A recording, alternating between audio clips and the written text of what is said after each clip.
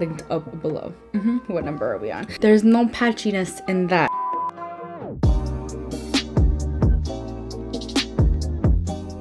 Alright guys, so today's video is going to be my 2020 palette ranking video. I love seeing these videos all over YouTube because everyone just kind of ranks their palettes, all the palettes they used in the past year, from worst to best. At least that's what I'm gonna do, and I just talk about each one real quick. And I have 33, I think I wrote down 33 palettes to talk about, so I'm gonna just go through each one real quick because otherwise we're gonna be here for like a year and I really don't want to be doing that. But I'm really excited to do this. I want to do more ranking videos. Let me know what ranking video you want to see next.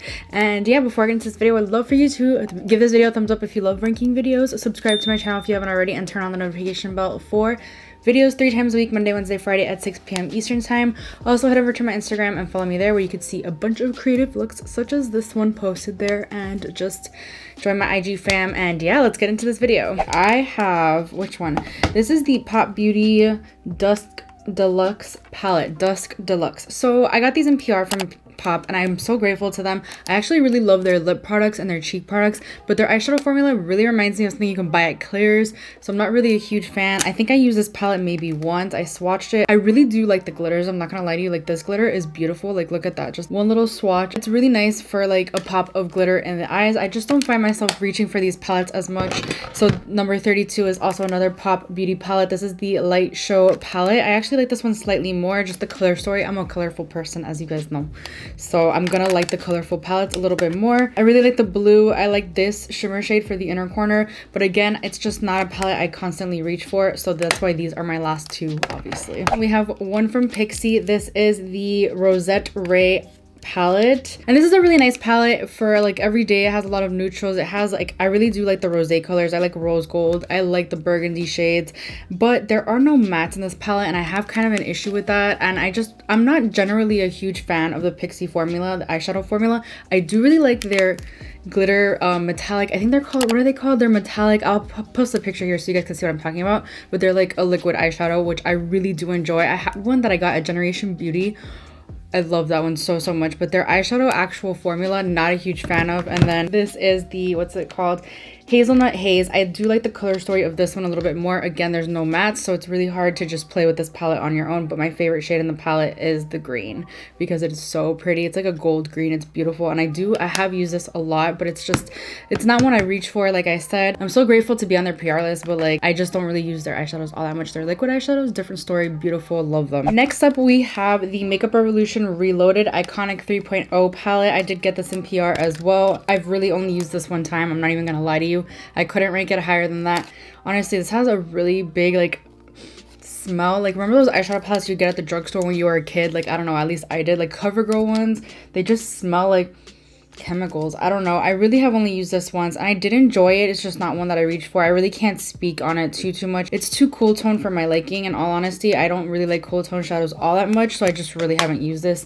I have used this one a little bit more. This is the Forever Flawless Allure palette from Makeup Revolution as well. Again, really cool tone, but I really like these shades a lot more. This is a really nice everyday palette. I really like the glitter shades. They're really nice, and I did use this a lot in October for Halloween for some reason. I wanted to do like a drugstore type of Halloween makeup look, and I did use it for that, but it's just not one that I reach for all that often either. I also really don't like this tin packaging, even though like the packaging, like the visually it's really cute, it's just not that easy to store. It's not my favorite thing in the world, so there's that. All right, now I promise they're not going to be in pairs, the rest of them. Oh, this one's a shocker. So this is from Fenty Beauty. I got this in BoxyCharm, I think maybe January, February. This is the Moroccan Spice palette. I was so excited to try the Fenty formula, even though I had heard mixed reviews. Really not a fan of this formula whatsoever. I've heard of really, like, a lot of people don't really like the snap shadows either. They're just not a great formula. I really have only used this a couple of times. I think I tried to do another look with it that wasn't my BoxyCharm unboxing, I promise you. I really liked the teal color, obviously, and I believe I used the teal color in that video, in my BoxyCharm video. I have it linked up below. I'll have it in the eye and down below in case you want to check it out. I'm just like not a huge fan of this formula. We have the e.l.f. J Kissa palette. I'm honestly really surprised I did not enjoy this palette as much as I thought I would, because this is a rainbow palette. This is like my favorite thing in the world. It does come with stickers, I just never put them on. I like the packaging, it's cute. The formula is not my favorite. I did have another one that's way up at the top that I bought around the same time as this. I actually did the comparison video, the e.l.f. Retro Paradise, which I compared in the same video. I enjoyed that palette, the formula of that palette, a lot lot more than this one, even though these are my colors. Like, I love me a good rainbow look. The reds are just not my favorite. I wish I had a more vibrant yellow. It's just not my favorite formula. It's not the rainbow palette that I reach for, unfortunately, so that's why it's ranked so low. Next we have the, you know, I don't know the name of this palette, to be quite honest. The Fairy Tales Little Briar Rose, I guess, the Storybook Cosmetics. I got this in BoxyCharm as well.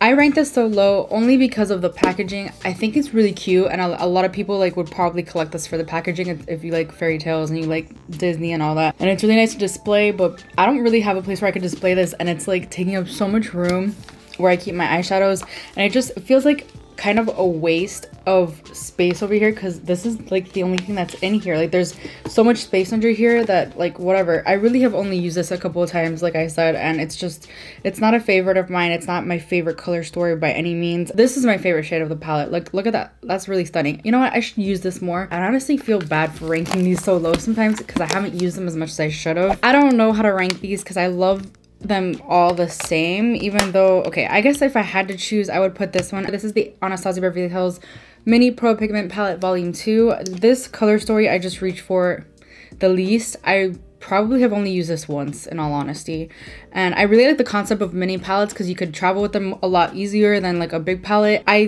do enjoy the shimmers in here. There's a lot of mattes. The color story, it's just not one I reach for. I don't know what it is about it. And then I guess next would be, for some reason I haven't used this one as much. This is the number 1, the mini volume 1, and look at the vibrant colors. I really should use this more. This video is going to be so great because I could actually remember what I have in my collection and use it more often. But this is, I don't know what it is, but I have used this one the most out of all 3 of them, and this is the number 3 palette. I don't know what it is about the reds in this palette that I really like. The red, the blue, the green. I like this glitter shade. It's really pretty, and the blue shimmer shade is really pretty as well. The formula is amazing. I really do like them, but I just haven't used them as much as I should, and that's why they're ranked so low, I guess. I don't know. We have the Urban Decay Naked Ultraviolet palette. All right, so I don't know why I still have the packaging. I'm just like such a nostalgic person because I got this in PR, and it was one of the first naked palettes that I ever got in PR, and it made me so happy, so I had to keep the packaging. So the only reason I ranked this so low, even though I love purples, is because there are not a lot of matte shades in this palette, and I really wish that they would have added more. There's not a whole lot you could do with this palette alone. I did do a whole review on it. I'll have it up in the cards if you want to see it. When I think of purples, I think of other palettes before this one for some reason. I don't know what it is. I do like that you could create an everyday look without the purples, and like there's one half that's just everyday colors and then the other half is purple, but there's just not enough mattes for my liking, so that's why I ranked it so low. I don't know. Finally throwing away that packaging though. And then next we have the Stone Vibes palette from Urban Decay. I also did a whole dedicated review. I don't know if I'm gonna have enough cards to show all these, but all the videos I'm mentioning will be linked down below.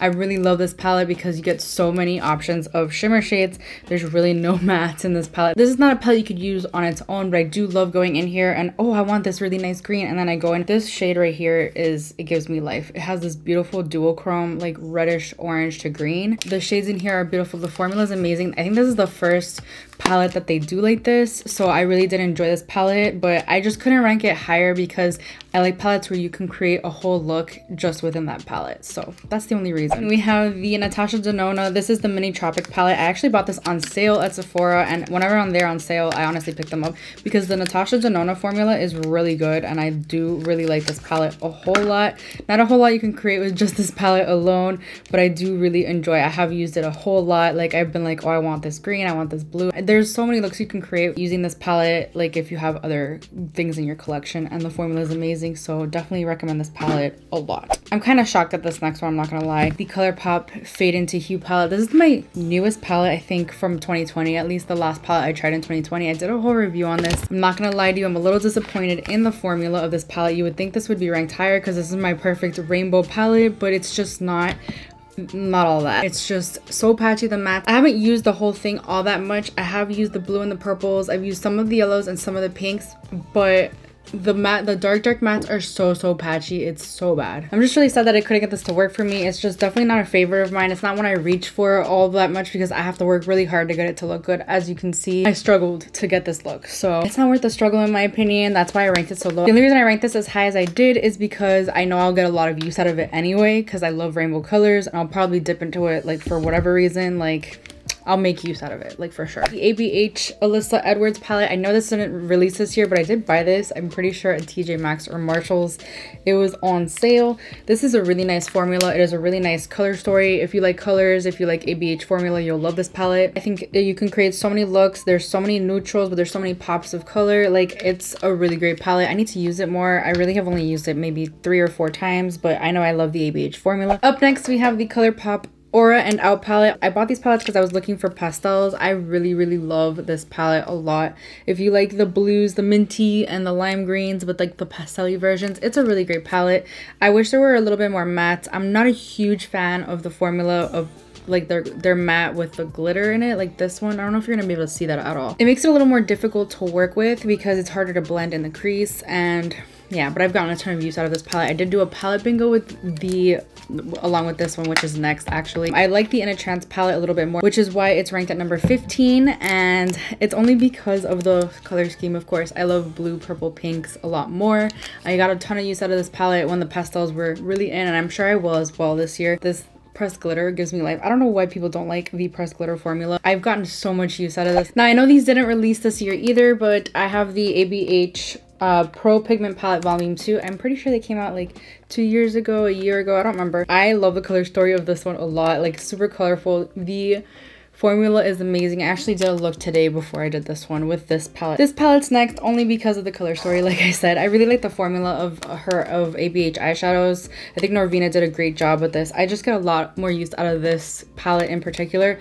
I love the hot pink. I love the bright orange. There's so many unique colors in this that I don't have in my collection, which is why I ranked this one higher, but I do love them both. I definitely want the number 3 and the number 4. I think that they're great palettes to have in your collection, and I definitely recommend them. We have ColourPop So Jaded. I know this didn't release this year, but I did buy it this year. I think I bought it in the summer, and I'm glad I did because I'm pretty sure that you cannot buy it anymore, which is unfortunate. This is a great palette because you have your mix of neutrals and pops of color. I think this is a very great palette for fall. It has a lot of really fun fall colors. I got a ton of use out of it in the fall, and I definitely recommend this palette as well. It has a great formula. There's no patchiness in that. Oh, we're in the top 10. This is amazing. Honestly, this is a shocker. I got this in BoxyCharm. This is the Ace Beauty Vintage Dawn palette.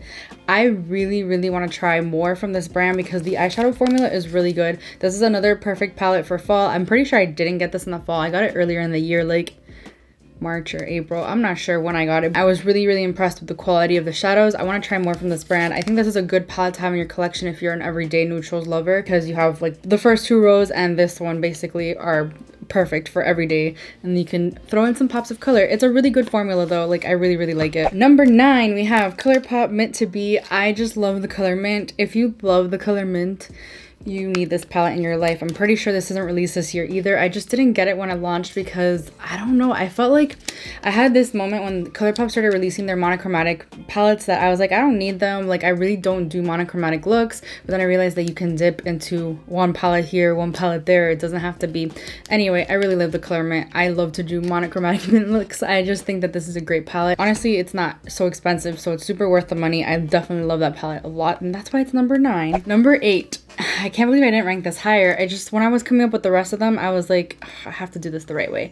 This is the e.l.f. Retro Paradise palette. This is the palette I was talking about with the e.l.f. J Kissa. I compared them and I was like, I don't know, man. This one was so much better. I think you could do so much with this palette. I think that the formula is really a lot better in this palette for some reason. It's only $16. I'm pretty sure you could still get it at Target. I'm not sure if the e.l.f. or even on the e.l.f. website, they might have it. But I'm pretty sure that this is limited edition, so once it's gone, you probably won't be able to pick it up again. But I really like this palette a whole lot. I think it's worth $16. It's really not that expensive. And the formula is really good. There's some colors in here that I don't have in my collection, such as this green and this purple. Beautiful shades. I don't know. And this is a duochrome blue to purple. For drugstore, it is such a good formula. I really enjoy this palette. Number 7, we have Orange You Glad, the ColourPop Orange You Glad. The only reason I put this here is because of the color story. I really like orange shadows. I honestly have to figure out how I can fix the broken shade in there, but it is such a pretty palette. I absolutely love oranges. If you love orange, think no more. just buy this palette because you'll love it. I think that the formula is really good. I do love the monochromatic. I just haven't bought like all of them because I don't feel like I need a whole blue palette, a whole purple. I just buy the colors that really call to me, and Orange, you glad, definitely called to me for sure. Number 6, we have the ColourPop at Foresight. This is the collaboration with Raw Beauty Christy. Of course, I had to include this in here. I've only used this a couple of times. I feel like this is the epitome of fall in a palette.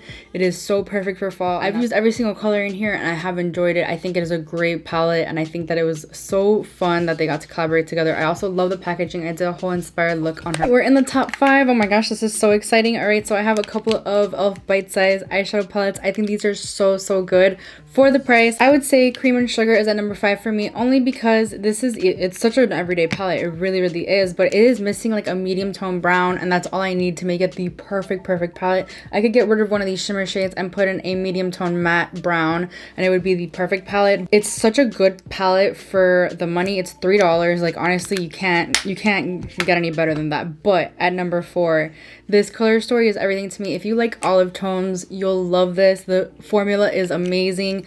The color, you can create so many looks, even though it may not seem like it because it's just 4 eyeshadows.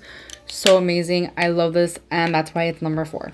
At number 3, we have the Be Perfect Cosmetics Carnival 3 palette. I'm honestly surprised I didn't rank this higher. I just have not gotten a ton of use out of it, only because I have the original Be Perfect XL Pro, and I like that one a little bit more because it's a little bit more rainbow. There's just different colors in there.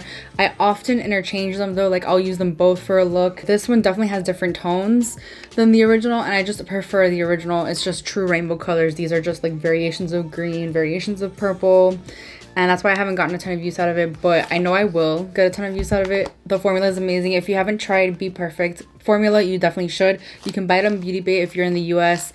I think it ships free, which I couldn't wait that long, so I bought it from the UK. It took forever to get here, and I had to pay $15 in shipping. It was amazing. Coming in at number 2, I have the Urban Decay Naked Reloaded palette. I don't think this came out this year. I'm not 100% sure, but Urban Decay did send this over to me as a thank you for joining them on one of their events, their virtual events, and I was so happy to be at that event, by the way. Oh my gosh, it was so exciting. But they sent this over as a thank you, and I didn't own it. And honestly, I am surprised at how much I love this palette, because if you know me, you know I like color, but I really love this palette. It is such a good formula for the Naked palettes. I'm not sure the whole story behind this palette. Is this supposed to replace the original Naked palette? That was my OG palette. Obviously, back in the day, it was everyone's OG.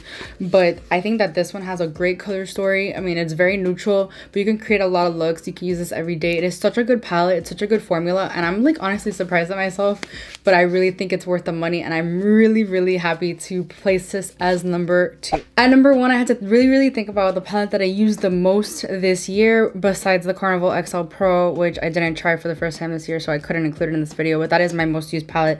It's a palette I use in almost every single look. But when I really thought about it, the palette that I used the most was the Morphe Jaclyn Hill Volume 2 palette. I got this back on launch day. I went to the Morphe store in my town and I got it. I think this is the most perfect palette because you have so many looks you can create with it, so many looks, and it's such a good formula. It's really awesome, and I definitely recommend it. So you can create a whole sunset look, you can do a neutral look, you can do a colorful look, you can do so many things with this palette, and I'm so happy that this is my number 1.